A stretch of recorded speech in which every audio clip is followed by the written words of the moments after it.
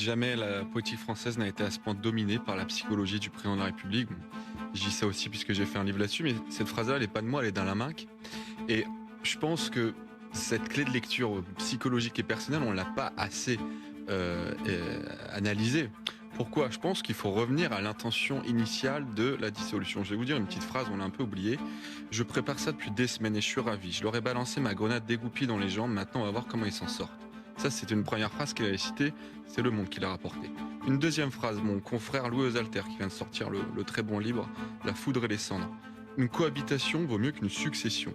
Il explique en gros que Macron, avec la dissolution, avait choisi de se mettre dans une forme de cohabitation et qu'il voulait nommer Marine Le Pen. Wally Bordas, journaliste au Figaro, qui vient de sortir Le Palais Bourbier, révèle également ce plan-là. Donc, on ne peut pas en rester avec Emmanuel Macron au simple plan la rationalité. Il faut entrer dans un univers qui n'est pas facile à aborder, qui est parfois un peu décontenançant, qui est celui de sa psyché. Voilà.